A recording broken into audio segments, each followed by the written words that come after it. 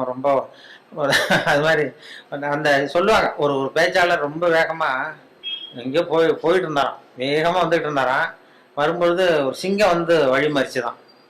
நான் உன்னை சாப்பிட போறேன் இருக்கு சிங்கம். ஐயோ நீ என்னை சாப்பிடாத, நான் ஒரு முக்கியமான கூட்டத்தில் பேச போயிட்டு இருக்கேன் அப்படின்னாராம். ஐயோ அதெல்லாம் முடியாது, எனக்கு பசி தான் முக்கியம் இருக்கு சிங்கம். என்ன நீ என்ன அவ்வளவு நல்லா பேசுவியா அப்படின்னு தான் சிங்கம் அந்த பேச்சாளர். ஐயோ அதை ஏன் கேட்குற, நான் பேச ஆரம்பிச்சேன்னா கேட்குறவங்க அப்படியே மயங்கி விழுந்துருவாங்க. நீ இங்கேயே பேச, நான் மயங்கி விழறேன் நான் பார்ப்போன்றது சிங்கம். அங்கேயே ஆரம்பிச்சாரு, பெரியவர்களே தாய்மார்களேன்னாரு. உடனே கரகரன்னு சுற்றி விழுந்துட்டு அப்படியே மயக்கம் போட்டு வந்துடுதே. ஆஹா இதுதான் நேரம் நம்ம தப்பிக்கிறதுன்னு மெதுவாக பாம்பு மாதிரி நெளிஞ்சு போனாராம். எழுந்திரிச்சு ஓடனா அந்த அதிர்ச்சியில அவன் முடிச்சுக்கிட்டான்னா மயக்கம் தெளிஞ்சிரும்ல, அந்த சிங்கத்துக்கு மயக்கம் தெளிஞ்சிரும். அதனால மெதுவா நழுவி அப்புறம் கொஞ்சம் தூரம் போய் எழுந்திரிச்சு ஒரே ஓட்டமா ஓடி போட்டான். ரொம்ப தூரம் ஓடுறான், வேருக்கு ஓடுது, மூச்சு வாங்குது. சிங்கம் பின்னாடி துரத்துதா அங்கேயே கிடக்கான்னு திரும்பி பார்க்கறதுக்கு கூட தைரியம் இல்லை, அவ்வளவு தூரம் ஓடி போட்டான். ரொம்ப தூரம் போய் ஒரு இடத்துல மூச்சு வாங்க நின்று திரும்பி பார்த்தான். சிங்கம் அப்படியே கிடக்கா, என்னென்ன மூச்சு வாங்குது வேற தொழுது பார்த்தா சிங்கம் அப்படியே கிடக்கு, மயங்க விழுந்தது எழுந்திரிக்கவே இல்லை, அப்படியே கிடக்கு. இவன் அங்க இருந்து அந்த சிங்கத்தை பார்த்துட்டு மனசுல நினைச்சுக்கிட்டானா, நல்ல வேலை நம்ம பேசினதை கேட்டுவிட்டு அந்த சிங்கம் மயங்கி விழுந்ததுனால நாம தப்பிச்சோம் அப்படின்னு அவன் நினைச்சுக்கிட்டானான். அதே நேரம் அந்த சிங்கம் லேசா ஒரு தலையை தூக்கி ஒரு கண்ணால அவனை பார்த்துதான். பார்த்துட்டு இது நினைச்சுக்கிட்டு தான், நல்ல வேலை மயங்கி விழுந்தது மாதிரி நடிச்சதுனால நாம தப்பிச்சோம், இல்லைன்னா அவன் பேசியே கொண்டுருவான். ஏன்னா பசி நேரம் வந்துட்டுது. அதனால இதுக்கு மேலேயும் நீங்க சிங்கமா மாறுற வரைக்கும் அவங்க பொறுமையை சோதிக்க கூடாதுங்கிறதுனாலையும் இவரும் விடமாட்டார். எப்படி நாலாவது தடவை 5வது தடவை கூப்பிட்டுட்டே இருப்பாரு. ஒவ்வொரு தடவை எல்லாரும் எழுந்திரிச்சு நின்று கை தட்டுங்க. அதனால மறுபடியும் உங்களை அப்புறம் வந்து சந்திக்கிறேன். ரொம்ப நன்றி, வணக்கம். செல்வந்தர் ஒருத்தர்கிட்ட ஒரு சிறுவன் வந்து ஆடு மேய்ச்சிக்கிட்டு இருந்தானா. பெரியவர் அவனை கூப்பிட்டு, நீ நேரா போய் ஒரு ஆட்டுல உள்ள ரொம்ப நல்ல பகுதி எதுவோ அதை எடுத்துக்கிட்டு வா அப்படின்னாராம். இவன் போனான். ஒரு ஆட்டு உடம்புல இருந்த நாக்கு, இருதயம், இது ரெண்டையும் எடுத்துகிட்டு வந்து கொடுத்தானா. பெரியவர் வாங்கி பார்த்தார். அதுக்கப்புறம் இப்போ நீ போய் இன்னொரு ஆட்டில் இருக்கிற ரொம்ப கெட்ட பகுதி எதுவோ அதை எடுத்துட்டு வா அப்படின்னாராம். இவன் போய் எடுத்துட்டு வந்தான். அவன் கையில் இருந்தது மறுபடியும் அதே மாதிரி நாக்கு, இருதயம், இது ரெண்டும் தான். என்னது இப்பவும் அதையே கொண்டுட்டு வந்திருக்கிற அப்படின்னாராம் பெரியவர். இவன் சொன்னானா, ஒரு உடம்புல உள்ள ரொம்ப நல்ல பொருளும் இதுதான், ரொம்ப கெட்ட பொருளும் இதுதான் அப்படின்னானா. இளம் வயசுல இப்படி பதில் சொன்னவர் தான் பேரறிஞர் லுக்மானுல் ஹக்கீம் அவர்கள். கோபப்படாமல் இருந்தா இது ரெண்டும் நல்லா வேலை செய்யும், கோபப்பட்டா இது ரெண்டும் மோசமா வேலை செய்யும். அதை புரிஞ்சுக்கிறதுக்காகத்தான் இன்னைக்கு இந்த தகவல். கோபம் வந்துட்டா நாம என்ன செய்யறோங்கிறது நமக்கே தெரியாது. ஒருத்தர் டாக்டர் கிட்ட போனார் அவசரமா. டாக்டர், எனக்கு இப்போ கடுமையான கோப வெறி, எனக்கு கண்ணு மண்ணு ஒன்றும் புரியல, உடனடியாக அதை கட்டுப்படுத்தணும், உடனே இதுக்கு ஏதாவது ஒரு மாத்திரை கொடுங்க ப்ளீஸ் அப்படின்னார். அந்த டாக்டரும் உடனே ஒரு மாத்திரையை கொடுத்து, இதை உடனே போடுங்க, நான் தண்ணி கொண்டுட்டு வரேன்னு உள்ளே போனார். தண்ணியோடு திரும்பி வந்தார். இவர் சொன்னார், டாக்டர் நீங்கள் கொடுத்த மாத்திரை ரொம்ப பெருசாக இருந்தது, இருந்தாலும் கஷ்டப்பட்டு முழுங்கிட்டேன்னார். டாக்டர் சந்தேகத்தோட மேசையை பார்க்குறார். பார்த்தா மாத்திரை அங்கேயே இருக்குது, பேப்பர் வெயிட்டை காணல. காலை நேரம், கடற்கரை ஓரம், காலை வீசிக்கிட்டு கையை வீசிக்கிட்டு ஏதோ சண்டைக்கு போகிற சிப்பாய் மாதிரி எல்லாரும் நடந்து போயிட்டு இருக்கிறாங்க, நடைப்பயிற்சி. அதில் நமக்கு தெரிஞ்ச ஒருத்தர் எதிரில் வந்தார் ரொம்ப வேகமாக. என்ன சார் வாக்கிங்கா அப்படின்னு கேட்டோம். அவரால் ஆமாம்னு பதில் சொல்ல முடியல, அவ்வளவு கஷ்டம். மூச்சு விடுறதுக்கே வாயை திறந்து மூடிட்டு இருக்கிறார். எங்கே பேசுறது? கொஞ்சம் நின்று நிதானிச்சு மூச்சு விட்டுட்டு அதுக்கப்புறம் சொன்னார் ஆமாம் அப்படின்னு. என்ன சார் இவ்வளவு வேகம்னோ? உங்கள் பேச்சை கேட்டுவிட்டு தான் சார் நடக்க ஆரம்பித்தோம். நீங்கள் தான் அடிக்கடி சொல்லிகிட்டு இருந்தீங்க நடக்கிறது நல்லதுன்னு. அன்னையிலேருந்து ஆரம்பிச்சுட்டேன், ஆனாலும் ரொம்ப கஷ்டமாக இருக்குது சார். இப்போ பாருங்கள், உங்கள்கிட்ட சுலபமாக பேசக்கூட முடியல, மூச்சு வாங்குது, உடம்பு கூட வலிக்கிறது மாதிரி இருக்குது அப்படின்னு அவர் பாட்டுக்கு பேச ஆரம்பிச்சிட்டார். உங்களை யார் சார் இவ்வளவு வேகமாக நடக்க சொன்னது? வேகத்தை குறைங்க, மெதுவாக நடங்க அப்படின்னோம். நீங்கள் நடக்கிறதுனால என்னென்ன சௌகரியம்னு அன்னைக்கு சொன்னீங்களே தவிர சௌகரியமாக நடக்கிறது எப்படின்னு சொல்லலையே அப்படின்னார் அவர். இன்னமும் லேசாக மூச்சு வாங்கிக்கிட்டே சொன்னால் கூட இவர் சொல்கிறதுலேயும் ஒரு நியாயம் இருக்குது. அதனால் இந்த நடைப்பயிற்சி பண்ணுறவங்க கவனிக்க வேண்டிய சில முக்கியமான குறிப்புகள் இருக்குது. அது என்னென்னங்கிறத அவங்க தெரிஞ்சுக்கணும். அது தெரிஞ்சு வச்சுக்கிறது நல்லது. இதெல்லாம் மருத்துவ நிபுணர்கள் சொல்கிற குறிப்புகள். அவங்க என்ன சொல்கிறாங்க தெரியுமா? உங்கள் வயசு 40க்கு மேலேயா? உங்கள் எடை இருக்க வேண்டியதை விட 10 கிலோ அதிகமாக இருக்குதா? நீங்கள் புகை பிடிக்கிறவரா? இதய நோய், இரத்த நாள நோய், உயர் ரத்த அழுத்தம் இப்படி ஏதாவது உங்களுக்கு உண்டா? அப்படின்னா நீங்கள் உங்கள் இஷ்டத்துக்கு வரிஞ்சு கட்டிக்கிட்டு நடைப்பயிற்சி பண்ண ஆரம்பிச்சிடாதீங்க. முதல்ல ஒரு மருத்துவ பரிசோதனை பண்ணிக்கோங்க, அதுதான் நல்லது அப்படின்னு அவங்க சொல்கிறாங்க. நடக்கிறப்போ, உடற்பயிற்சி செய்கிறப்போ மார்பு பகுதியில் அல்லது வேறு எங்கேயாவது தொடர்ந்து வலி இருந்ததுன்னா பயிற்சியை நிறுத்தி விட்டு டாக்டரை போய் பார்க்கணும். நடைப்பயிற்சி பண்ணுறப்போ உங்கள் சக்திக்கு தகுந்த மாதிரி மெதுவாக அதிக கஷ்டம் இல்லாமல் முன்னேறலாம். அங்கே என்ன போட்டியாக வைக்கிறாங்க? முந்திக்கிட்டு போய் என்ன பண்ண போகிறோம்? பரிசா வாங்க போகிறோம். அதனால் நிதானம் அவசியம் அப்படிங்கிறது அவங்க ஆலோசனை. தொந்தரவு கொடுக்காத ஷூ, ட்ரெஸ்ஸு இதுகளை உபயோகப்படுத்துங்க. பாதத்தில் ஆடு தசை இருக்குல்ல, அங்கே ஏதாவது பிரச்சனை இருந்ததுன்னா டாக்டரை பாருங்கள். இந்த பாதத்தில் வலி வரும் அந்த இடத்துல. வெயில் காலமாக இருந்தால் தலைக்கு தொப்பி வச்சுக்கோங்க. பனியில் நடந்தாலும் அப்படி தான். தலையை பத்திரமா பார்த்துக்குங்க. நம்மக்கிட்ட ஏதோ கொஞ்சம் உருப்படியாக தெரியறது அது தானே. உடற்பயிற்சிக்கு முன்னாடி பின்னாடி பயிற்சி செய்கிறப்போ நிறைய தண்ணி குடிக்கலாமா. முதல் 1 மாதத்துக்கு கொஞ்சம் தளர்த்தியாக சாவகாசமாக நடக்கலாம். மணிக்கு 3 அல்லது 4 கிலோமீட்டர் வேகம்னு வச்சுங்களேன். அதுக்கப்புறம் வேகத்தை அதிகப்படுத்தலாம். மணிக்கு 6 அல்லது 8 கிலோமீட்டர் அளவுக்கு நடக்கலாம். நல்லா கையை வீசிக்கிட்டு நடக்கணும். மூச்சு விடுற எண்ணிக்கை அதிகரிக்கணும். இது மாதிரி ஒரு 30 நிமிஷம் நடக்கலாம். தனியாக நடந்து போகிறதுக்கு உங்களுக்கு என்னமோ மாதிரி இருக்குதா? கூட யாரையாவது சேர்த்துக்குங்க. ஒரு குரூப்பாக சேர்ந்து போகலாம். நடக்கிறதுங்கிறத ஒரு சந்தோஷமான சமாச்சாரமாக ஆக்கிக்கணும். தினம் இப்படி நடக்க வேண்டி இருக்குதே அப்படின்னு புலம்பிக்கிட்டே போகக்கூடாது. சில பேர் நடக்கிறப்போ கடந்த காலத்தை அசை போட்டுக்கிட்டே போவாங்க. சில பேர் வருங்காலத்தை அசை போட்டுக்கிட்டே போவாங்க. சில பேர் முக்கியமான திட்டம்லாம் இப்படி நடக்கிறப்போ தான் தீர்மானம் பண்ணுவாங்க. நடக்கிறதுனால மன இறுக்கம் குறையுது, பரபரப்பு குறையுது, மன ஆற்றல் பெருகுது, தன்னம்பிக்கை வளருது, முதுமை தள்ளி போகுது, செயல்திறன் அதிகரிக்குது. இதை தவிர உடம்புக்கும் பல விதமான சௌகரியங்கள் ஏற்படுது. அதனால் இது வரைக்கும் நடக்க ஆரம்பிக்காதவங்க இனிமே இந்த குறிப்புகளை கவனத்தில் வச்சுக்கிட்டு நடக்க ஆரம்பிச்சுடலாம். சார்லஸ் லேம்ப் அப்படின்னு ஆங்கில இலக்கிய மேதை ஒருத்தர், அவர் ஒரு தரம் உடம்பு சரியில்லைன்னு டாக்டர்கிட்ட போனாராம். டாக்டர் அவரை பார்த்துட்டு, நீங்கள் தினமும் காலையில் வெறும் வயத்தில் நடக்கணும் அப்படின்னாராம். வெறும் வயத்தில் நடக்கிறதுக்கு நான் தயார், ஆனால் வயிறு கிடைக்கணுமே சார். யார் வயத்து மேலே நடக்கிறது டாக்டர் அப்படின்னு கேட்டாராம் இவர். ரொம்ப பேருக்கு கூட்டத்தில் பேசுறதுன்னா பயம். நமக்கு ஒன்றும் தெரியாதுன்னு மற்றவங்க நினச்சிடக்கூடாதுங்கிற எண்ணம் தான் இதுக்கு காரணம். ரொம்ப முக்கியமான ஒரு கூட்டம்னா பயம் அதிகமாக இருக்கும். முக்கியமானவங்கள்லாம் வருவாங்களே, அவங்களாம் நம்மளை பற்றி மட்டமாக நினச்சிருவாங்களே அப்படிங்கிற பயம் வந்துடும். ஆனால் மேடை பேச்சுங்கிறது அவ்வளவு கடினமான ஒரு காரியம் இல்லைங்கிறாங்க அது சம்பந்தமான நிபுணர்கள். யாரும் பேச்சாளர் ஆகலாம், இது ஒன்றும் பெரிய கிஃப்ட் கிடையாது அப்படின்னு அவங்க சொல்கிறாங்க. நீங்கள் ஒரு சிறந்த பேச்சாளர் ஆகணுமா அப்படின்னா அதுக்குன்னு சில ஆலோசனைகளை சொல்லி வச்சிருக்கிறாங்க அனுபவசாலிகள். முதல் ஆலோசனை என்னன்னா, உங்கள் பேச்சு எளிமையாக இருக்கணும். ஏதாவது ஒரு கருத்து அல்லது 2 கருத்து சொன்னால் போதும். 20 அல்லது 30 கருத்துக்களை சொல்லிகிட்டே போகக்கூடாது. 2வது ஆலோசனை, நீங்கள் என்ன பேச போகிறீங்கிறது முதல்ல உங்களுக்கு நல்லா புரியணும்.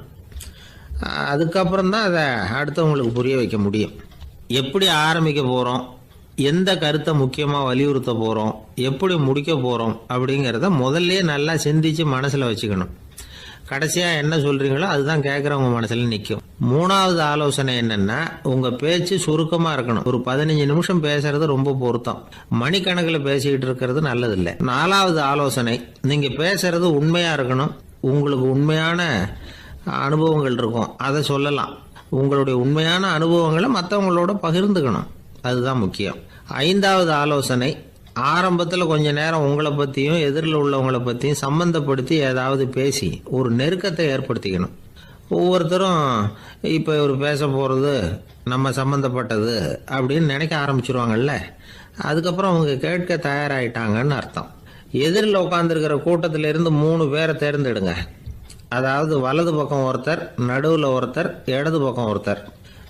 அதாவது உங்களை ரொம்ப கனிவாகவும் ஆர்வமாகவும் பார்க்குறவராக பார்த்து தேர்ந்தெடுத்துங்க மனசுக்குள்ள. நீங்கள் பேசும்பொழுது என்ன பண்ணணும்னா இவங்களை நேருக்கு நேராக மாறி மாறி பார்த்துக்கிட்டே பேசுனீங்கன்னா நீங்கள் ஏதோ ஒட்டுமொத்த கூட்டத்தையும் பார்த்து பேசுகிறதாக ஒரு உணர்வு அது ஏற்படுத்திவிடும். 6வது ஆலோசனை என்னன்னா, சொற்பொழிவுன்னா நீங்கள் பேசணும், படிக்கக்கூடாது. எழுதி படிக்கிறது நல்லா இருக்காது. குறிப்புகள் வேணும்னா வச்சுக்கலாம். படிக்கிறது பேப்பர்லேருந்து வர்றது மாதிரி இருக்கும், பேசுறது இதயத்திலேருந்து வர்றது மாதிரி இருக்கும். அப்புறம் 7வது ஆலோசனை சொல்கிறாங்க. அது என்னன்னா, மேடையில் ஏறி நின்ன உடனே இயல்பாக மூச்சை இழுத்து விட்டுங்க, இயல்பு நிலைக்கு வாங்க, அதுக்கப்புறம் இயல்பாக பேச ஆரம்பிக்கலாம் அப்படிங்கிறாங்க. இவ்வளவும் பேச்சு கலையில் வல்லுநர்களாக இருக்கிறவங்க சொல்லுகிற ஆலோசனைகள். இதையெல்லாம் கடைபிடிச்சா நமக்கும் அதுக்கும் வெகு தூரம்னு நினச்சிக்கிட்டு இருந்த ஒன்று இப்போ கிட்டத்தில் நெருங்கி வந்துடும். நாம் சொல்கிறபடியெல்லாம் அது கேட்கும். ஒரு பேச்சாளர், அவருக்கு சுருக்கமாகவே பேச தெரியாது. மேடையில் ஏற்றி விட்டுவிட்டா போதும், ஆரம்பிச்சிருவார், நிறுத்த மாட்டார், பேசிக்கிட்டே இருப்பார். ஒரு தடவை அவர் ஒரு கூட்டத்தில் ரொம்ப நேரம் பேசிக்கிட்டே இருக்கிறார். எதிரில் பொறுமை இழந்த ஒருத்தர் தன்னுடைய கை கடிகாரத்தை காட்டினார். அதை கவனித்த பேச்சாளர், மன்னிக்கணும், கை கடிகாரம் நான் கொண்டுகிட்டு வர மறந்துட்டேன், அதுதான் நேரம் போனதே தெரியல அப்படின்னு சொல்லியிருக்கிறார். இதுக்கு அவர் சொன்னாராம் கோபமா, ஏய்யா கடிகாரத்தை தான் பார்க்க முடியல, மறந்துட்டேன், பக்கத்தில் மாட்டிருக்கிற கேலண்டரையாவது பார்க்கக்கூடாதா அப்படின்னாராம். தானத்தில் சிறந்தது எது அப்படின்னு ஒரு கேள்வியை கேட்டு, தானத்தில் சிறந்தது நிதானம் அப்படின்னு அதுக்கு ஒரு பதிலும் சொல்கிறவங்க உண்டு. நிதானம் ரொம்ப அவசியம். அதுவும் இன்றைய உலகத்துக்கு ரொம்ப அவசியம். இன்றைக்கி உலகம் ரொம்ப பரபரப்பாக போய்கிட்டு இருக்குது. பொறுமையாக இருக்கணும்னு நினைக்கிறவங்களால கூட அப்படி இருக்க முடியறதில்ல. பொறுமையை சோதிக்கிறது மாதிரி பல சம்பவங்கள், அதையெல்லாம் சந்திச்சே தீர வேண்டியிருக்குது. எங்கே போனாலும் க்யூவில் நிற்க வேண்டியிருக்குது, எங்கே போனாலும் காத்துக்கிட்டு இருக்க வேண்டியிருக்கு. ஆஃபீஸ்லேயோ வீட்லேயோ கூட நீங்கள் நிதானமாக பொறுமையாக நடந்துக்க தெரியலன்னா உங்களுக்கு சிடுமூஞ்சி, முசுடு இப்படிலாம் பேர் வச்சுருவாங்க. அது உங்களுக்கு தேவையா? சரி, வாழ்க்கையில் பொறுமைசாலின்னு பேர் வாங்கிறதுக்கு என்ன வழி? முதல் பாயிண்ட், நீங்கள் நினைக்கிறது, எதிர்பார்க்கறது, செய்கிறது எல்லாமே 100% கரெக்டாக நடக்கணும்னு ஆசைப்படக்கூடாது. எதுவாக இருந்தாலும் அதில் ஓரளவுக்கு தவறு நடக்கலாம் அப்படிங்கிறத எதிர்பார்த்தே இருக்கணும். ஓரளவுக்கு அதை அனுமதிக்கணும். ஒரு நண்பரை 6 மணிக்கு ஒரு இடத்துக்கு வர சொல்லியிருக்கிறீங்க, 6 மணிக்கு அவர் வரலை, உடனே பொறுமை இழந்து நடந்துக்கக்கூடாது. ஒரு 10 நிமிஷம் டிலே ஆகலாம். ஒரு வர்ற வழியில் பஸ்ஸு கூட ஏதாவது டிராஃபிக்கில் மாட்டியிருக்கலாம். அதெல்லாம் எதிர்பார்த்தே கொஞ்சம் காத்திருக்கிறதுல ஒன்றும் தப்பு இல்லை. சில சமயம் டிலே ஆகிறது கூட நல்லதாக முடியும். ஒரு பஸ்ஸை தவற விட்டுட்டு, ஐயோ கொஞ்சம் ஒரு 2 நிமிஷம் முன்னாடி வந்திருந்தா பிடிச்சிருக்கலாமே அப்படின்னு தவிச்சிக்கிட்டு இருப்பாங்க சில பேர். அடுத்தபடியாக வர்ற பஸ்ஸு நேரடியாக நீங்கள் போக வேண்டிய இடத்துக்கே கொண்டு போய் விடுற பஸ்ஸாக கூட இருக்கலாம். அது உங்களுக்கு முன்னாடி தெரியாதுல்ல. சில நெருக்கடியான சூழ்நிலைகளை தமாஷா எடுத்துக்கிறதுக்கு பழகிக்கணும். சில இடங்களுக்கு போகிறப்ப காத்திருக்கிறதுக்கு நம்ம மனசை தயார்படுத்திக்கிட்டே போகணும்.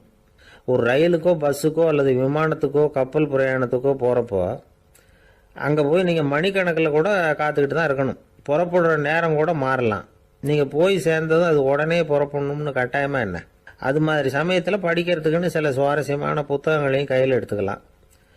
உங்களை சுற்றி எவ்வளவோ சுவாரஸ்யமான சம்பவங்கள் நடந்துக்கிட்டு இருக்குதுல்ல, அதையெல்லாம் வேடிக்கை பாருங்கள். எதுக்காக காத்துக்கிட்டு இருக்கிறோமோ அந்த காரியத்தில் உண்மையாகவே நமக்கு ஒரு அக்கறை இருந்தால் நமக்கு போர் அடிக்காது. சில கோயில்களில் பார்த்துருப்பீங்க, தரிசனத்துக்காக பக்தர்கள் நாள் கணக்கில் காத்துக்கிட்டு இருப்பாங்க. அவங்களெலாம் அழுத்துக்கிறது இல்லை. ஆண்டவனை தரிசிக்கணுங்கிற உண்மையான அக்கறை இருக்கிறதுனால அவங்களுக்கு போர் அடிக்கிறது இல்லை.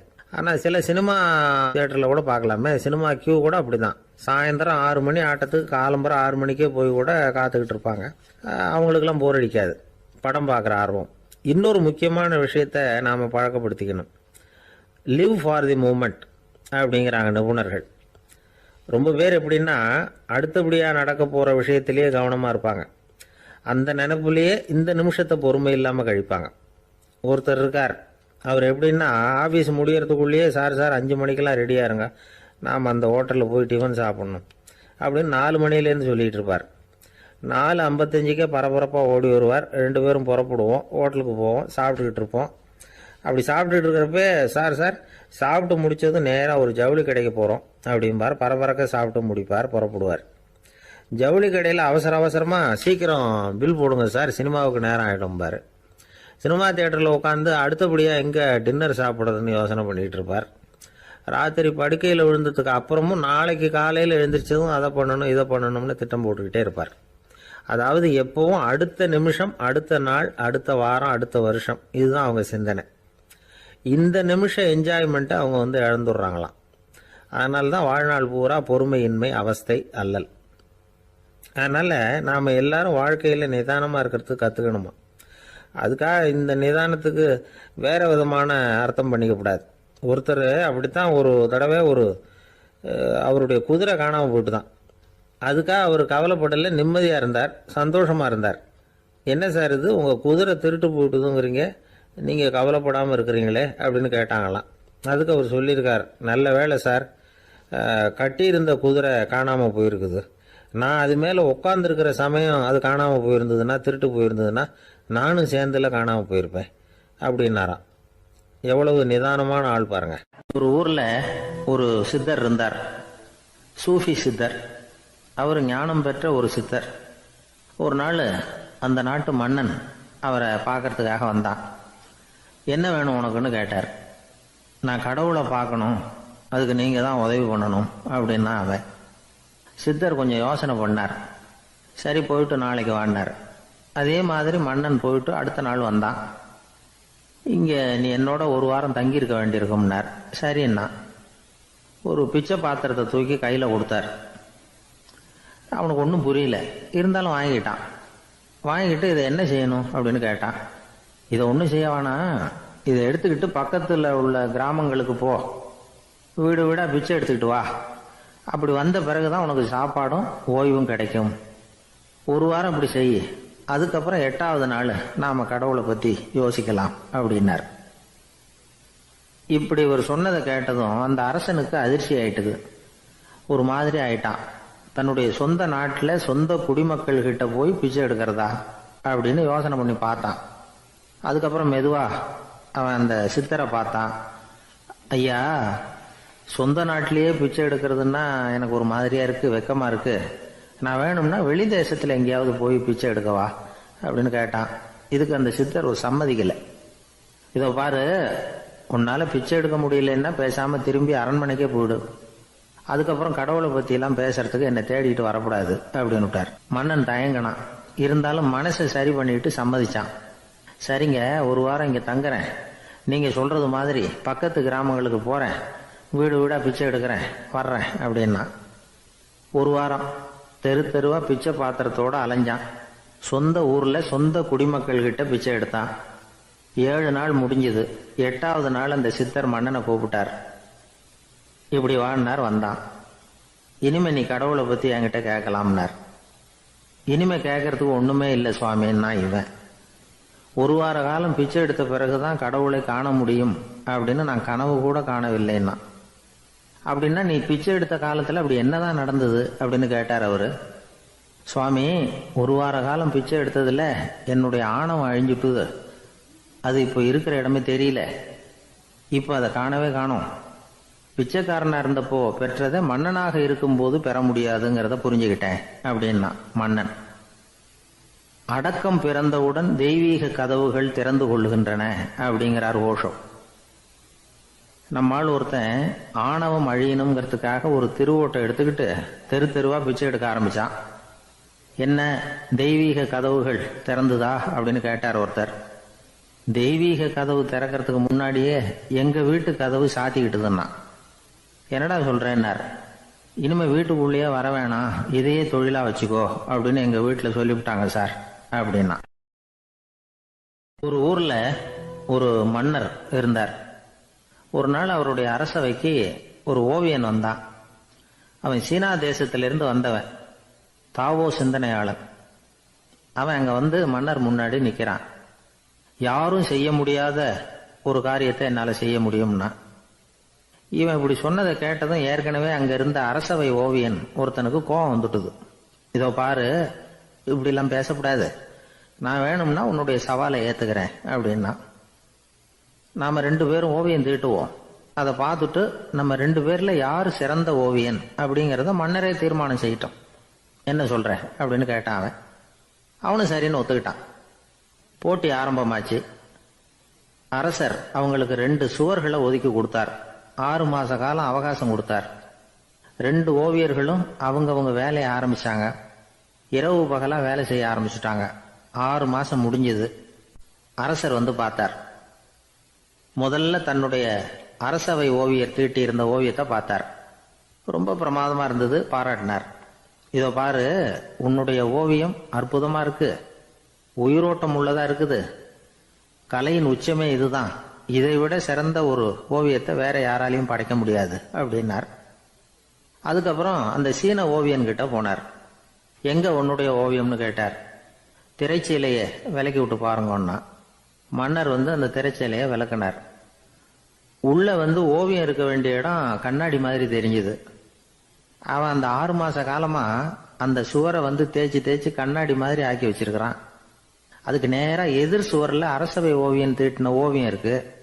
அது எதிரில் இருந்த இந்த கண்ணாடியில பட்டு பிரதிபலிக்குது. மன்னர் யோசனை பண்ண ஆரம்பிச்சார். அப்புறம் அந்த சீன ஓவியனை பார்த்து கேட்டார், இதை பாரு, நீ ஆமா நல்லது அப்படின்னு சொல்லி ஏத்துக்கணும். இது முதல் கருத்து. 2வது என்ன சொல்றாங்கன்னா, கூடுமான வரைக்கும் யாருகிட்டையும் அனாவசியமா வாதம் பண்ணிட்டு இருக்க கூடாது. 3வது கருத்து என்னன்னா, எந்த பிரச்சனையையும் அடுத்தவங்க கண்ணோட்டத்திலேயே பார்க்கணும், நம்ம பார்வையிலேயே பார்த்துட்டு இருக்க கூடாது. எப்பொழுதுமே அடுத்தவங்களுடைய மனோபாவத்தை நாம புரிஞ்சு வச்சுக்கிட்டோம்னா நம்மளை யாராலும் ஜெயிக்க முடியாது. 4வது கருத்து என்ன சொல்றாங்கன்னா, ஒருத்தர்கிட்ட பேச ஆரம்பிக்கும் பொழுது இயல்பா அன்பா ஆரம்பிக்கணும். இப்போ உதாரணத்துக்கு ஒண்ணு சொல்லணும்னா, உங்களுக்கு இந்த சட்டை ரொம்ப பொருத்தமா இருக்குதே அப்படின்னு ஆரம்பிக்கலாம். அதை விட்டுட்டு அன்னைக்கு என்ன சார் என்ன அம்போன்னு விட்டுட்டு போயிட்டீங்க அப்படின்னு ஆரம்பிக்க கூடாது. 5வது விஷயம், நம்முடைய தவறுகளை தயக்கம் இல்லாம ஒத்துக்கணும். அப்படி ஒப்புக்கொள்ள கூச்சப்படக்கூடாது. 6வது கருத்து என்னன்னா, அடுத்தவங்க அபிப்பிராயங்களுக்கு மதிப்பு கொடுக்கணும். நீங்க சொல்றது தப்பு சார் அப்படின்னு முகத்தில் அடிச்சது மாதிரி பேசக்கூடாது. 7வது கருத்து என்ன சொல்றாங்க, நம்முடைய கருத்து என்னவோ அதை எதிராளியின் வாயிலிருந்து வரவழைக்கணுமா. அப்படி வரவழைக்கிறதுக்கு நாம முயற்சி பண்ணணும். அதுக்கு தகுந்த மாதிரி நாம பேசணும். 8வது குறிப்பு என்னன்னா, சில பேர் எப்ப பார்த்தாலும் சவால் விட்டுக்கிட்டே இருப்பாங்க. அனாவசியமா சவால் விடக்கூடாது. 9வது யோசனை, நம்ம யோசனையை புதிய முறையில சொல்லி பார்க்கலாம். மற்றவர்கள் சொல்லுகிற யோசனையை ஏத்துக்கணும். அந்த யோசனை மகா மோசமானதா இருந்தா கூட அதை ஏத்துக்கிற மாதிரி கூட நடிக்கலாம், அதுல ஒன்றும் தப்பு இல்லை. 10வது குறிப்பு ரொம்ப முக்கியமானது. அதாவது அனாவசியமா பொய் சொல்லக்கூடாது. அப்படி எப்பொழுதாவது பொய் சொல்ல வேண்டிய அவசியம் ஏற்பட்டா பெரிய பொய்யா சொல்லணும், அதை நம்பும்படியா சொல்லணுமா. இதெல்லாம் அந்த நிபுணர் சொல்ற கருத்து தான். சில சமயம் தேவைப்பட்டா பொய்ய கூட உண்மையா மாத்திக்கலாமா.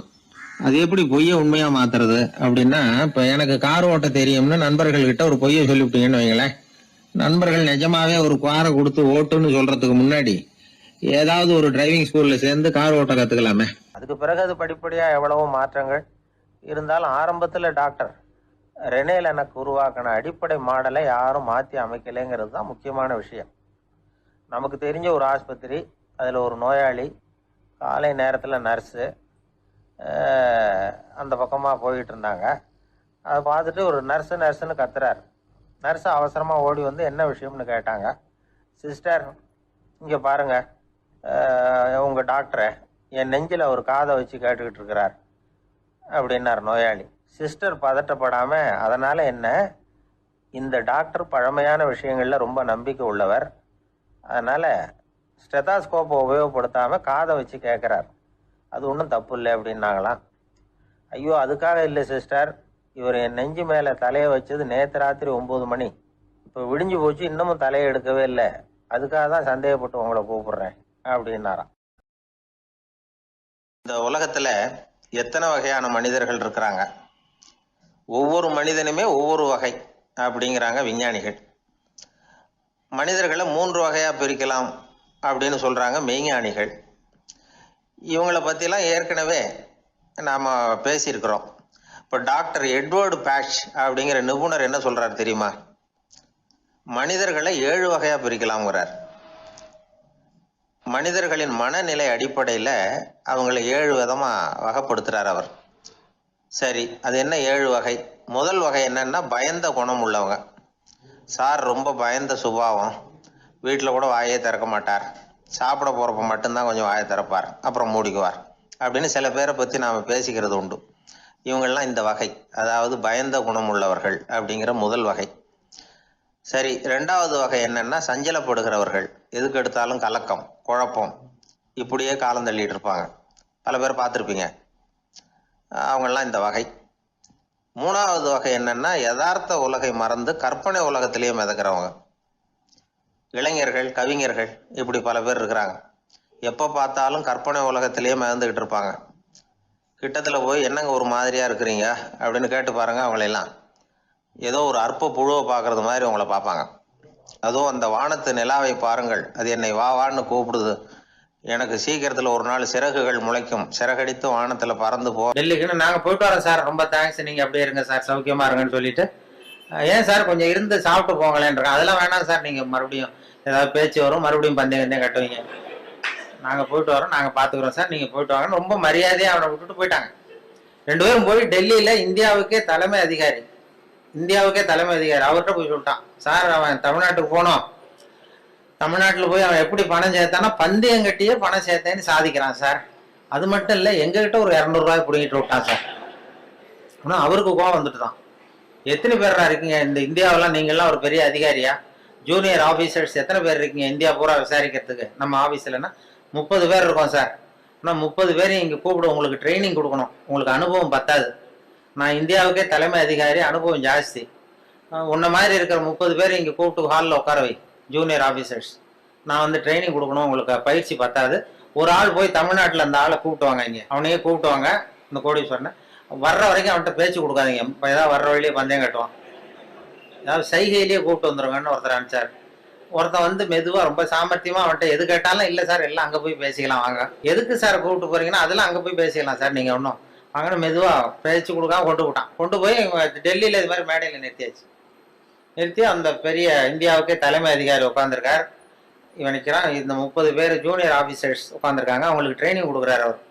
இதை பாருப்பா, நான் வந்து இந்தியாவுக்கே தலைமை அதிகாரி, நான் நினச்சேன்னா உன் தண்டனையை குறைக்க முடியும், உனக்கு வந்து உன்னை அப்ரூவராக கூட மாற்றிடுவேன், அந்த அதிகாரம்லாம் என்கிட்ட இருக்குது, அதனால என்கிட்ட சொல்லிடு எப்படி பணம் சேர்த்தேன் அப்படின்னா. சார் நீங்கள் வந்து இந்தியாவுக்கே தலைமை அதிகாரி, உங்களுக்கு அனுபவமும் ஜாஸ்திங்கிறத நான் புரிஞ்சுக்கிட்டேன், வயசும் ஜாஸ்தி, அதனால நீங்களாவது நம்புங்க சார், நான் பந்தயம் கட்டி தான் பணம் சேர்த்தேன். அங்கேயும் நம்ப முடியாதுரா அப்படின்னா உங்ககிட்ட ஒரு பந்தயம் கட்டிட்டோமான்றான். நான் இந்தியாவுக்கே தலைமை அதிகாரா அப்படின்னா, இருக்கட்டும் சார், நான் ப்ரூவ் பண்ண வேண்டாமா உங்களுக்கு?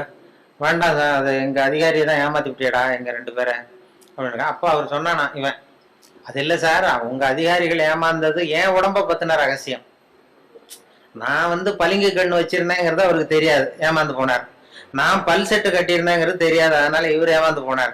இப்போ நான் உங்ககிட்ட பந்தயம் வைக்கிறது வந்து என் உடம்பை பற்றின ரகசியமே வேண்டாம், உங்க உடம்பை பற்றின ரகசியம். இவர் அசந்துட்டார், என் உடம்புல என்னடா ரகசியம்னார். இப்போ ஒன்றும் இல்லை சார், முதுகுல இடுப்பு கிட்ட 1 ரூபா அகலத்துக்கு கருப்பாக ஒரு மச்சம் இருக்கு, உங்களுக்கு கருப்பாக ஒரு மச்சம் முதுகுல இடுப்பு கிட்ட இருக்கு அப்படின்னா. அவருக்கு இல்லைன்னு நல்லா தெரியும், அதனால சுத்தமாக இல்லைடா சார், நேற்று வரைக்கும் இல்லை சார், இந்த நிமிஷம் இருக்கு அப்படின்றான். அவரு அசந்து போய் ஒரு 100 ரூபாய் எடுத்து வச்சார், இதை ப்ரூவ் பண்றான். இவனும் ஒரு 100 ரூபாய் எடுத்து வச்சுட்டு சட்டையை கேட்டுங்க சார் கேட்டி காட்டுறாரு, மச்சம் இல்லை. இவன் தோத்து போட்டான், மச்சம் இல்லை அவருக்கு. உடனே அந்த பெரியவர் அதிகாரி 200 ரூபாய் எடுத்து வச்சுக்கிட்டு, தோழர்களே உங்களுக்கு அனுபவம் இல்லை அதனால உங்களை ஏமாத்திவிட்டான், எனக்கு அனுபவம் ஜாஸ்தி, இப்போ என்கிட்ட அவன் ஏமாந்துட்டான், இப்போ இந்த பந்தயத்தில் எனக்கு 200 ரூபா லாபம்னாரான் பெரியவர். அப்போ இவன் எங்கேருந்து போனோம், இவன் மெதுவாக ஆரம்பிச்சிருக்கான், சார் ஐயா நீங்கள் சொல்கிறது சரி, ஒரு 200 ரூபா இந்த பந்தயத்தில் உங்களுக்கு லாபம் தான், ஆனால் இதே பந்தயத்தில் எனக்கு 2900 ரூபா லாபம் சார்ன்றான். என்னடா பண்ண அப்படின்னு கேட்டிருக்காரு. உங்களுக்கு தெரியாம இந்த 30 பேர்கிட்டையும் தனித்தனியாக ஒரு பந்தயம் கட்டியிருக்கேன். என்ன பந்தயம்டா கட்டினேன்? ஆனால் அது ஒன்றும் இல்லை, உங்கள் எல்லாரும் முன்னாடியும் உங்கள் மேல் அதிகாரியை சட்டையை கேட்ட வைக்கிறேன்.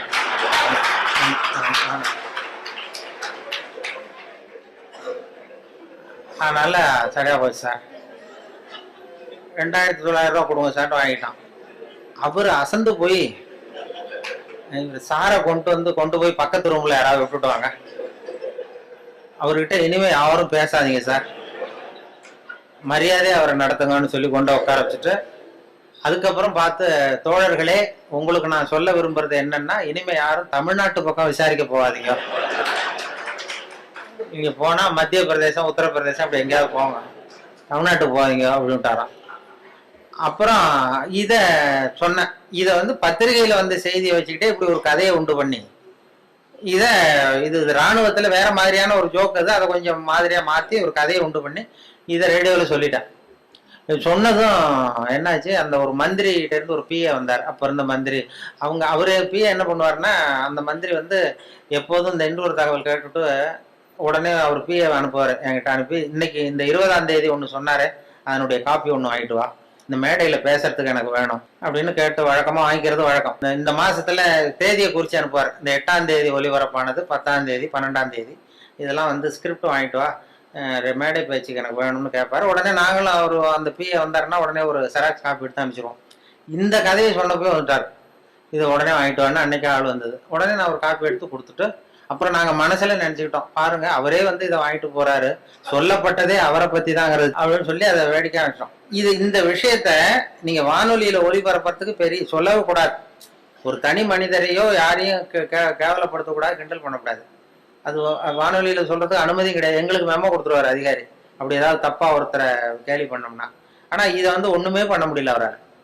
இது யாரையும் குறிப்பிட்டு தனிப்பட்ட முறையில யாரையும் சொல்லலை அப்படிங்கிறதுனால இது எனக்கு ஒரு மெமோவும் கொடுக்கல, என்ன திட்டமும் இல்லை, அது தப்பு கண்டுபிடிக்கவும் இல்லை. அது காரணம் என்னன்னா, அதுல உள்ள அந்த கதை அம்சமும் நகைச்சுவையும் தான்.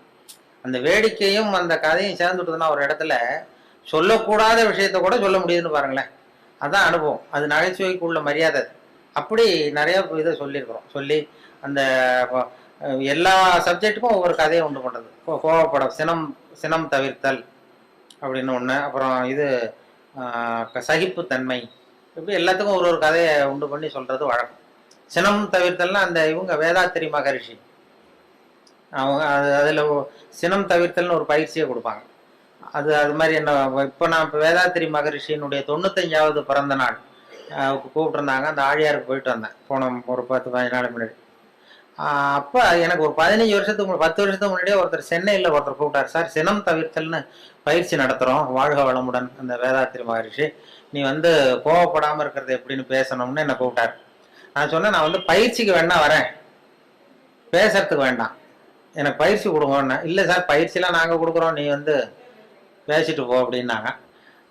சரின்னு போய் நான் எனக்கு தெரிஞ்ச மாதிரி நான் ஒரு கதையை சொல்லிட்டு வந்துட்டேன். இது மாதிரி சினம் தவிர்த்தல்னா எல்லாருக்கும் கோவம் வரும், ஒருத்தர் ஒரு மாதிரி பண்ணுவாங்கன்னு சொல்லி ஒரு கதையை உண்டு பண்ணி, ஒரு மீனம்பாக்கம் ஏர்போர்ட்டில் ஒரு ஜப்பானுக்கு போக வேண்டிய பிரயாணி லக்கேஜோடு இருக்கார். இந்த லக்கேஜை வாங்கி பிளேனில் ஏற்றக்கூடிய தொழிலாளிகிட்ட அவர் அடிக்க போகிறாரு, சண்டைக்கு போகிறாரு, பெரிய மனுஷன்.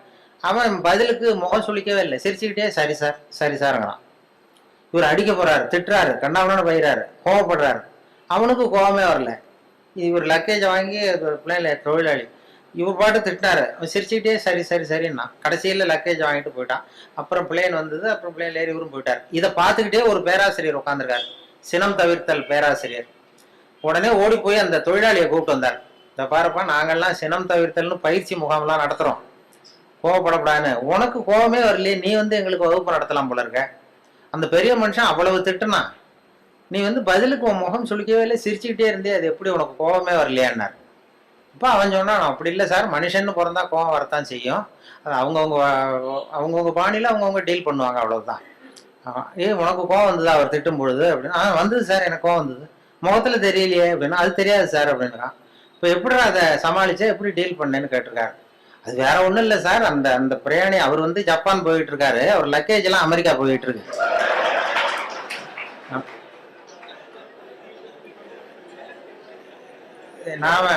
நாம எதுக்கு சார் அனாவசியமா வந்துட்டு சண்டை போடணும்? அதெல்லாம் வந்து ஒரு டென்ஷன் ஆகக்கூடாது சார், அனாவசியமா டென்ஷன் ஆகக்கூடாது சார் அப்படின்னு சொல்லிட்டு இதை அவங்க கூட்டத்தில் நான் பேசிவிட்டு வந்துட்டேன். அந்த சினம் தவிர்த்தல் பயிற்சி முகாமில் இதை போய் நான் பேசிட்டு வந்துட்டேன் 10 வருஷத்துக்கு முன்னாடி. அதுக்கப்புறம் இன்னை வரைக்கும் அவங்க கூப்பிடுறதே இல்லை என்ன, இல்லை. அப்புறம் இப்போ கேட்டேன் ஒரு 10-15 நாளைக்கு முன்னாடி அவரை பார்த்து, ஏன் சார் மறுபடியும் ஒரு பயிற்சி முகாம்னா கூப்பிடுங்களேன் வரேன். அவங்க என்ன வேணாம் சார், நீங்கள் பயிற்சிக்கு வேணா வாங்க, பேசுறதுக்கு வேண்டாம், நாங்கள் பார்த்துக்கிறோம் அப்படின்ட்டார்.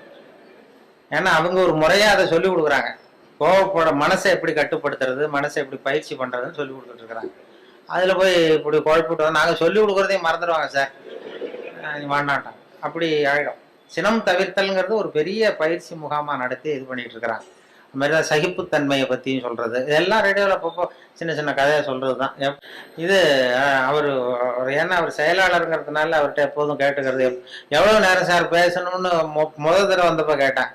நீங்கள் எவ்வளோ நேரம் வேணாலும் பேசுங்க சார், நாங்கள் 10 நிமிஷத்துக்கு மேலே உட்காந்துருக்க மாட்டோம் அப்படின்னார். அப்படி ஆரம்பிச்சவர் அவர். அதனால எப்போ முடிக்கணுங்கிறத கரெக்டா சொல்லு அப்படின்னு சொல்லி கூட்டத்துல எதிரில் உட்கார வச்சு ஒரு சிக்னல் கொடுத்தேன். அதாவது தலையை சொரிய சொல்லி, எப்போ முடிக்கணும்னு தோணுதோ அப்போ தலையை சொரிங்க, நான் முடிச்சுக்கிறேன் அப்படின்னு சொல்லி அவரை உட்கார வச்சு அது மாதிரி பண்ணிட்டு இருந்தேன். அது ஏன்னா இப்போ கும்பகோணத்தில் அது மாதிரி ஒரு கூட்டத்தில் ஆரம்பிச்சது. என் தம்பி சின்னம்மா பையன் தான் அங்கே அந்த ஒரு கிளப்பில் செக்ரட்டரி, அந்த டவுன் ஹால்னு ஒன்று. அவன் ஒருத்தர் இது மாதிரி கிளப் மெம்பருக்கு கூப்பிட்டு என்ன பேச சொன்னான். எவ்வளோ நேரம் பேசுனா, நீ பாட்டுக்கு பேசு அப்படின்னா. அப்போ எப்போ முடிக்கணும்னு தோணுதோ நீ உட்காந்துக்கிட்டு தலையை சொல்லி நான் பார்த்து முடிச்சுக்கிறேன் அப்படின்னா. சரின்ட்டு வந்து உட்காந்துட்டான். வந்துட்டு பெரியவர்களே தாய்மார்களே என்னதான் உடனே சொல்லி ஆரம்பிச்சான். ஏன்பா நீ முடிச்சு சொல்றியான்னா, இல்லை இல்லை அரிக்குதுன்னு சொல்றீங்க, நீ அது அது இனிமே பார்த்துக்க ஜாக்கிரதையா இருக்கேன்னா.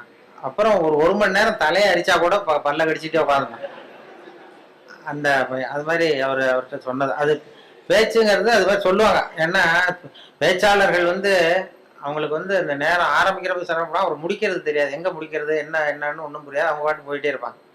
அது ஒருத்தர் சொன்னாராம், நீங்க தோழர்களே நீங்க எல்லாரும் காக்காயை பார்த்து ஒத்துமையை கத்துங்க, காக்காயை பார்த்து ஒத்துமையை கத்துங்க, கிளியை பார்த்து அன்பை கத்துக்குங்க அப்படி இப்படின்னு சொன்னாராம். இது மாதிரி புறாவை பார்த்து ஒத்துமையை கத்துங்க அப்படின்னாரு. அப்போ ஒருத்தர் கோபமா எழுந்திரிச்சு, நீ நேரத்தை பார்த்து பேச கத்துக்குங்க. அது மாதிரி வந்தோம், அப்படியே உபதேசம் மாதிரி பண்ணிட்டு இருந்தா அப்படி. ஆனா பேச்சு வந்து சொல்லுவாங்க, அது வேடிக்கையாவே சொல்றது உண்டு. ஒருத்தர் பேசிட்டே இருந்தாராம், ரொம்ப நேரம் பேசிட்டு இருந்திருக்காரு. சார் நான் எவ்வளவு நேரம் போனது தெரியல, உங்க பொறுமை தெரியல, நான் பேசிட்டே இருந்துட்டேன், கடிகாரத்தை கூட பார்க்க மறந்துட்டேன் சார் அப்படின்னாராம் பேச்சாளர். கடிகாரத்தை கூட பார்க்க மறந்துட்டேன், என்ன மன்னிச்சுங்க, ரொம்ப நேரம் பேசிட்டேன் போல் இருக்கு. ஆனால் ஒருத்தர் கோபமா எழுந்திரிச்சு சொன்னாராம், ஏன் கடிகாரத்தை தான் பார்க்க மறந்த, பின்னாடி மாட்டி இருக்கிற காலண்டரையாவது பார்க்க கூடாதா அப்படின்னா. வார கணக்கில் பேசிட்டு இருந்திருக்கான். முதல் நாள் ஆரம்பிச்சு மறுநாள் முடிகிற வரைக்கும் அப்படி ஆரம்பிச்சிருவாங்க. அப்படிதான் அந்த சொல்லுவாங்க. அவர் சொன்னது என்னன்னா, இது அந்த காலேஜ்ல இருந்து பரிசோதனை, அது அது ஜோக்கு இல்லை, அது ஒரு சம்பவம் சொல்லிட்டு இருந்தேன் காலையில. அதாவது இந்த இவங்க இதுல மாநில கல்லூரியில இருந்து மனோதத்துவ பேராசிரியர் ஒருத்தர் வந்தார். அவர் மாணவர்களெல்லாம் அழைச்சிட்டு வந்தார் என்கிட்ட. வானொலியில வேலை பார்க்குறப்போ இந்த பிரசிடென்சி காலேஜ்ல இருந்து சைக்காலஜி ப்ரொஃபஸர் அவரு சில ஸ்டூடெண்ட்ஸ் எல்லாம் அழைச்சிட்டு வந்தார் என்கிட்ட. வந்து சார் நாங்கள் ஸ்டூடெண்ட்ஸோட வந்திருக்கோம், உங்ககிட்ட உங்களுடைய ஒத்துழைப்பு தேவைன்னாரு. என்ன செய்யணும் சார்னா, உங்களை கொஞ்சம் டெஸ்ட்லாம் பண்ணணும், சோதனை பண்ணணும்னாரு. ஏன் சார் நான் என்ன பைத்தியமா அப்படின்னேன். மனோதத்துவ பேராசிரியருங்கிறீங்க, என்ன வந்து சோதிக்கிறதுக்கு என்ன இருக்கு அப்படின்னா, இல்லை சார் எங்க பாடத்திட்டத்திலேயே இது ஒரு அம்சம், அதனால நாங்க வந்து ஒரு பயிற்சி கொடுக்கறது மாதிரி, டாக்டர்களுக்கெல்லாம் அப்புறம் படிப்பு முடிஞ்ச பயிற்சி கொடுக்குறாங்களா, அது மாதிரி பயிற்சி இது. அதனால வந்து சரி சார் நான் என்ன பண்ணணும்னு, எங்க ஸ்டூடெண்ட்ஸ் எல்லாம் ஒரு கேள்வி கேட்போம், நீ பதில் சொல்லணும், யோசிக்காம உடனே பதில் சொல்லணும். அதை யோசிச்சா என்னை பத்தி கௌரவமா என்ன சில உண்மைகளை மறைச்சிருவேன், அதாவது மனசுல இருக்கிறது அப்படியே வெளில வராதான். கேள்வி கேட்டு முடிச்சதும் டக்குன்னு பதில் சொல்லிடணும். இது ஒரு 10 பேர் கேட்போம், நாங்கள் சொல்லணும்னாரு அந்த பேராசிரியர். சரி சார் கேளுங்க சார் நான் சொல்லிடுறேன் அப்படின்னா. அதே மாதிரி 10 பேரும் அவங்க டக்குன்னு படிச்சாங்க கேள்வியை, உடனே பதில் சொல்லிட்டேன், எதுவும் யோசிக்காம கிட்டுன்னு சொல்லிட்டேன். உடனே அவங்க 10 பேர் பேராசிரியர்லாம் தனியாக போய் உட்காந்து கணக்கு போட்டாங்க. எல்லாத்தையும் என் பதிலை வச்சு என்னத்தையும் கணக்கு கூட்டல் கழிச்சு எல்லாம் போட்டு கடைசியில் வந்து என்கிட்ட, சார் உங்கள் கேரக்டர் என்னங்கிறத நாங்கள் முடிவு பண்ணிட்டோம், உங்கள் கேரக்டர் என்னங்கிறத முடிவு பண்ணிட்டோம் அப்படின்னாங்க. என்ன சார் அப்படின்னு, உங்களை யாராலையும் ஜெயிக்க முடியாது சார் அப்படின்னாங்க. ஏன் அப்படி சொல்கிறீங்க அப்படின்னா, அது ஏன் உங்களை யாராலையும் ஜெயிக்க முடியாதுன்னு சொல்கிறோம்னா, நீங்கள் எப்பவும் தோற்று போகிறதுக்கு தயாராக இருக்கீங்க, தோத்து போக தயாரா இருக்கிற ஒருத்தரை யாராலையும் ஜெயிக்க முடியாது, இதுதான் உங்க கேரக்டர் அப்படின்னு என்னை பத்தி அவங்க சொல்லிவிட்டு அதுக்கப்புறம் ஒரு புத்தி சொன்னாங்க. இந்த கேரக்டர் உள்ளவங்க எந்த தொழில் தொடங்கினாலும் அது உருப்படாது. அதாவது பிசினஸோ வியாபாரமோ எதை பண்ணாலும் உங்களுக்கு சரியா வராது, அந்த பிசினஸும் வீணா போடும். ஏதோ அதிர்ஷ்டவசமா அரசாங்கத்துல வந்து சேர்ந்துருக்கீங்க, இதுல வந்து உங்களுக்கு ஒன்றும் பெரிய இது ரிஸ்க் கிடையாது. அதனால இந்த மனோபாவம் உள்ளவங்க வந்து வேற வாழ்க்கையில வெற்றி அடைய முடியாது, அதாவது அந்த ஒரு தொழில் துறையிலேயோ ரொம்ப அந்த இது பண்ண முடியாதுன்ட்டார். அதை அந்த ரகசியத்தை அவங்கள்ட்ட சொன்னா அது எல்லாருக்கும் சொல்லுங்கன்னு சொல்லிட்டாரு. அது அது மாதிரி அது சில பேர் ஒவ்வொருத்தருடைய கேரக்டருக்கு தகுந்த தொழில் அமையணுமா, அப்படி பண்ணாதான் அது நல்லது. அதனாலதான் சொல்லுவாங்க, என்ன சில இதுல இந்த மனோபாவத்துல சில வசதி உண்டு. வாழ்க்கையில வந்து ஜெயிக்கிறது தான் சந்தோஷம்னு நாம நினைச்சுக்கிட்டு இருக்கிறோம், தோத்து போறது தான் உண்மையான சந்தோஷம். அது இப்போ என் பேரனோட விளையாடி தோத்து போகும்பொழுது ஜெயிக்கிறத விட சந்தோஷமா இருக்கு. சின்ன குழந்தைகள்கிட்ட, பக்கத்து வீட்டு குழந்தைகள்கிட்ட நான் விளையாடி தோத்து போறேன், அது எனக்கு ஜெயிக்கிறத விட சந்தோஷமா இருக்கு. தோத்து போறது தான் சந்தோஷம்ங்கிறத தெரிஞ்சுக்கிறதுக்கு எனக்கு 60 வருஷம் ஆயிருக்கு. இது வரைக்கும் ஜெயிக்கிறது தான் சந்தோஷம்னு நினைச்சுக்கிட்டு இருந்தோம்.